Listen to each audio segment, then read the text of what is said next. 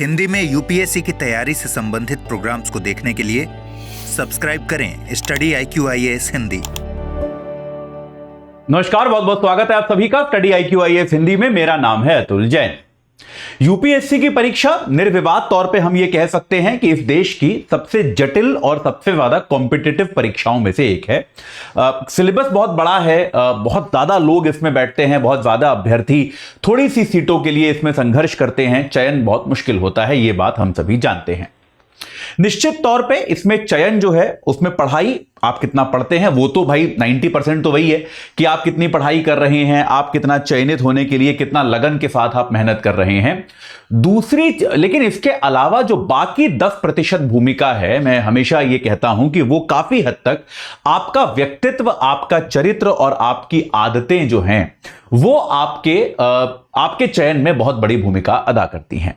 तो आज जो है इस चयन की प्रक्रिया में जो कुछ प्रमुख आदतें आपको अपनानी चाहिए उनमें से एक आदत के बारे में मैं आपसे बात करूंगा। ज्यादा समय नहीं है क्योंकि 5-7 मिनट ही मेरे को केवल बोलना है, तो मैं केवल एक ऐसी आदत के बारे में बात करूंगा जो आपको आ जानी चाहिए, आपको पड़ जानी चाहिए अगर आपको यूपीएससी की तैयारी करनी है। और बेटा ये आप में से काफी लोग को जान के हैरानी होगी, वो आदत है हारने की आदत।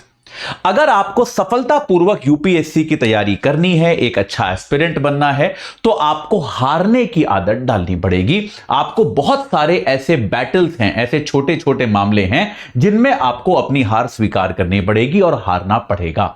ऐसा क्यों है, ऐसे कौन से बैटल है, यह आदत हम कैसे डालें, एक बार इसको समझने की कोशिश करते हैं। लेकिन उसके पहले जो है मैं आपको बता दूं कि भाई आज है, जैसा कि आप लोग जानते हैं, टीचर्स डे है, शिक्षक दिवस है, तो हमारी गुरु कृपा सेल है भाई आज। तो एजे लाइव कोड लगाकर हमारे जो भी बैचेस हैं, भले ही वो ये वाला बैच हो 2025 वाला जो कि 10 तारीख से अमृत उपाध्याय सर के साथ शुरू होने वाला है, आप लोग जानते हैं, या फिर हमारा लॉन्ग टर्म बैच हो जिसमें 2026 और 2027 के लिए तैयारी कराई जा रही है, इन दोनों में से कोई सा भी बैच आप लेंगे एजे लाइव कोड लगाकर, तो जो उनका आमतौर पर डिस्काउंट चल रहा है वो तो चल ही रहा है, उसके अलावा केवल आज के दिन आपको 10% एक्स्ट्रा डिस्काउंट मिलेगा।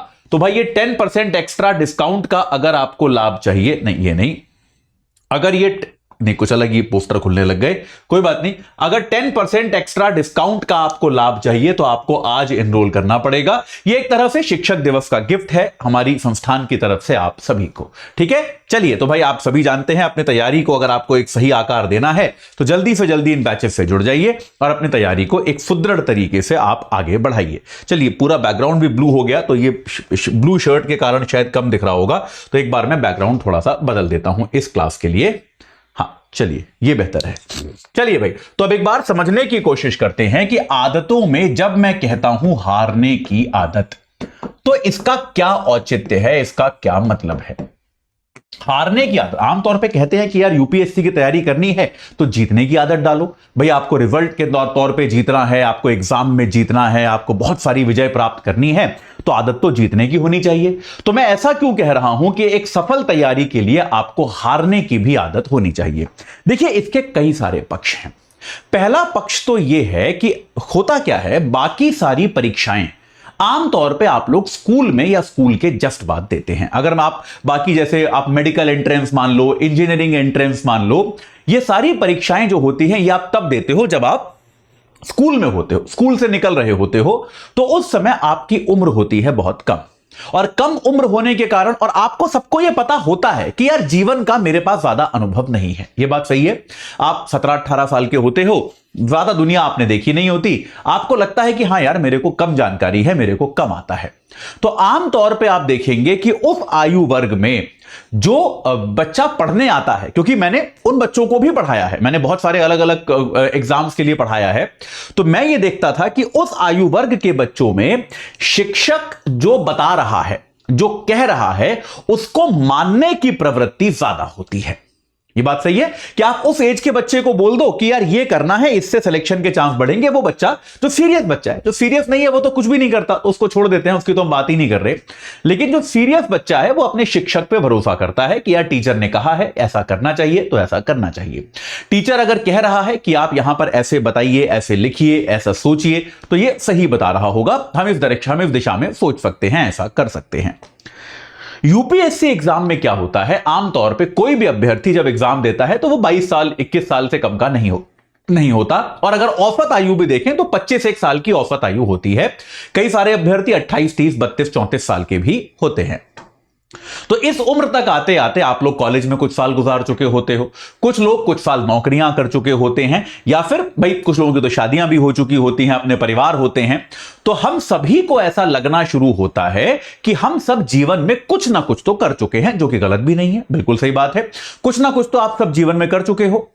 तो इसके कारण क्या होता है, हम सब अपने साथ एक बॉडी ऑफ नॉलेज लेके चलते हैं।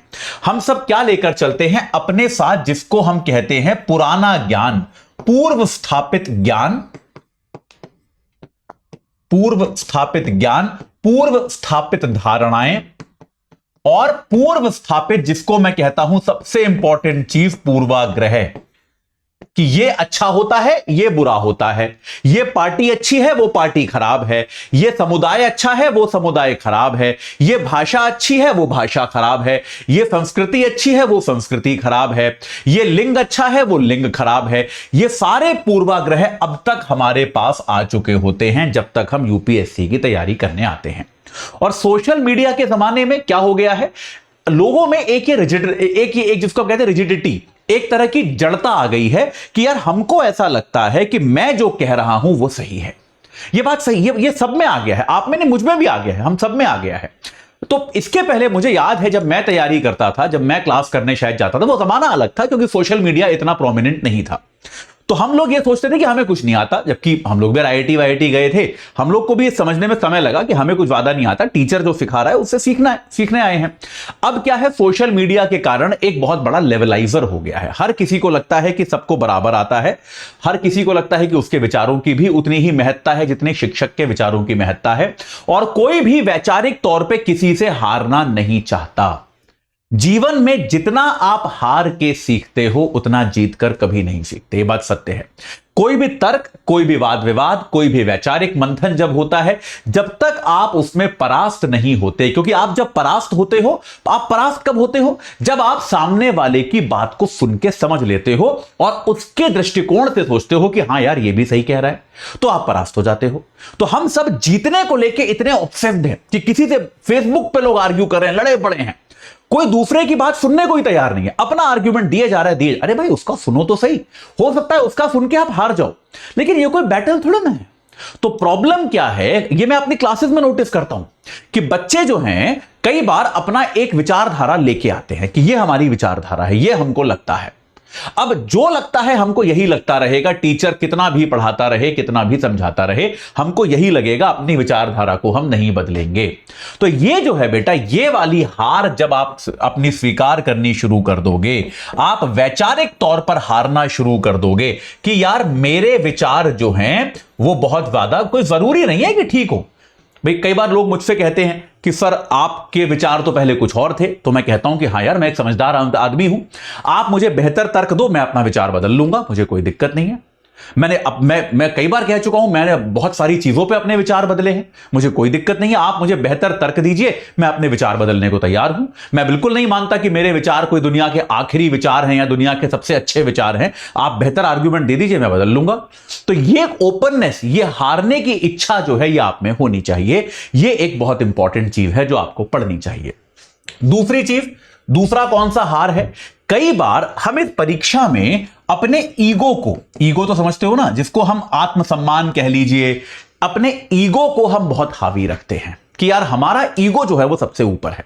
हमारा ईगो किस चीज में, कि पॉलिटी में तो मेरे को एकदम टॉपर ही बनना है, पॉलिटी तो मैं एकदम खत्म करके पी जाऊंगा चाहे कुछ भी हो जाए। एग्जाम में बचे हैं 7 महीने, उनमें से 6 महीने आप पॉलिटी पढ़ते रह जाते हो।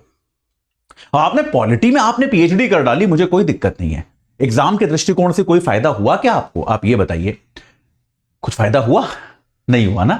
तो होता क्या है, इस बात को भी समझिए, आप अपने मस्तिष्क की क्षमता को भी समझिए। हर विद्यार्थी हर चीज में अच्छा नहीं होता, इस बात को मानिए, अपनी मजबूती और अपनी कमजोरी को पहचानिए। पर इसका मतलब यह नहीं कि ट्राई करना छोड़ दो। मैंने कई बार यह भी देखा है कि कमजोरी को पहचानिए, जब भी मैं बोलता हूं सर मेरे को तो इकोनॉमिक्स नहीं आती है, मेरी कमजोरी है, आप बताओ मैं क्या करूं। अरे भाई कोशिश तो करो, थोड़ी तो कोशिश करो। तो यह बहुत जरूरी है कि आप विषयों से भी हारना शुरू करें, इसमें कोई बुराई नहीं है। आप यह बात समझें कि यार एक विषय अगर मेरा कमजोर है, मुझे नहीं आता अच्छे से, मैं पढ़ चुका अलग अलग तरीके से, नहीं समझ में आ रहा मेरे पर और मेरे को, और खास तौर पे तब जब टाइम क्रंच हो। देखिए अगर आपके पास बहुत टाइम है, आप अभी 4 साल बाद यूपीएससी देने वाले हो, तब तो आप करो मास्टरी, कोई दिक्कत नहीं है। आप पढ़ो एक विषय को आराम से 6 महीने, मुझे कोई तकलीफ नहीं है। लेकिन बेटा अगर आपको एग्जाम अभी 7 महीने 8 महीने बाद देना है, तो मेरा आग्रह यह होगा, बेहतर यह है कि जो विषय आपके कमजोर हैं उनसे थोड़ी सी हार मानना शुरू कर। यार आपको लगता है कि साइंस एंड टेक्नोलॉजी यार नहीं समझ में आ रही, तो यार उसका करंट अफेयर्स कर लो ना। मान लो 10 सवाल आते हैं, 10 में से 4 तो हो जाएंगे आपके। जो बहुत पढ़ के जाएगा उसके भी 7 ही होंगे, सारे 10 तो किसी के नहीं होने वाले, टीचरों के नहीं होते सारे 10। बात समझ में आ रही है कि नहीं आ रही है? तो ये 2-3 सवालों के लिए अगर आप अपना पूरा वर्ष खराब कर दोगे, आपका पूरा, आप बाकी 2 विषय जो आप कर सकते थे वो नहीं करोगे, तो ये कोई समझदारी नहीं है।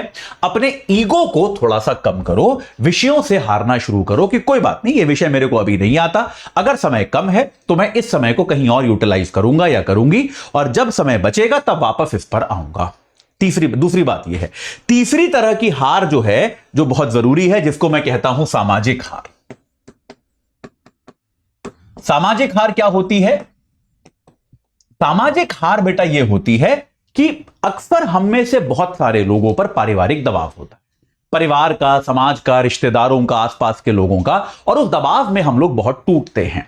तो मेरा आग्रह यह है, पारिवारिक दबाव से हार मान लो। ठीक है, कोई रिश्तेदार कह रहा है अरे तू यूपीएससी करेगा, तू तो कभी आज तक कभी फर्स्ट भी नहीं आया क्लास में, बोल दो हाँ नहीं हो पाएगा, सही बात है। मतलब जबरदस्ती का संघर्ष मत करो। देखिए अपने बैटल्स जो है ना बेटा, अपने युद्धों को बचा के रखो। आप उनसे, मैंने बहुत बार देखा है कि विद्यार्थी जो हैं वो सामाजिक लड़ाइयां ज्यादा लड़ते हैं, एग्जाम की लड़ाई कम लड़ते हैं। ये सामाजिक लड़ाइयां छोड़ दो ना, क्या हासिल हो रहा है? आपने अपने किसी चाचा, मामा, फूफा, बुआ को सिद्ध कर भी दिया कि आप बहुत अच्छे विद्यार्थी हो, कुछ फायदा हुआ उससे? वो कह रहे अरे तेरा क्या होगा, क्या बेकार की बात है। हाँ नहीं, मेरा तो कुछ नहीं हो पाएगा। आप सही कह रहे हो। बेकार के तर्क करना छोड़ो। समाज में आपके जो रिश्तेदार हैं, पड़ोसी हैं, इस प्रकार के जो लोग हैं जिनसे आपको बहुत ज्यादा कोई मतलब नहीं है, उनसे हार मानना शुरू कर दो कि हाँ ठीक है, मतलब बेकार के तर्कों से निकल जाओ। ये एक बेटा तरीका है जो मैंने अपने जीवन में 2-3 साल पहले अपनाया और बहुत शांति मिली मेरे को, कि भाई जब भी कोई बेकार का तर्क कर रहा होता है मैं उसका तर्क मान लेता हूं कि हाँ एकदम सही कह रहे हो, मैं बिल्कुल सही कह रहे हो, आपकी बात एकदम सही है और मैं डिस्कशन से बाहर हूं, कि मेरे को इसमें कोई डिस्कशन नहीं करना, मैं अपना दिमाग बेहतर जगह लगाऊंगा। तो ये वाली हार भी बेटा अगर आप मानना शुरू कर दोगे तो परीक्षा में आपको बहुत मदद मिलेगी।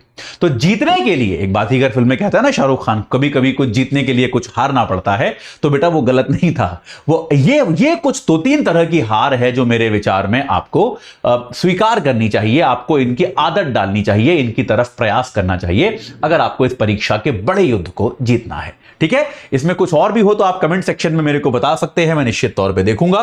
जाते जाते आपको एक बार फिर से बता दूं कि भाई हमारी टीचर्स डे की सेल लगी है, गुरु कृपा सेल, आज के लिए केवल हमारे सभी कोर्सेज पे 10% ऑफ आप ले सकते हैं। 10 तारीख से हमारा P2I बैच शुरू हो रहा है अमृत उपाध्याय सर के साथ पॉलिटी में।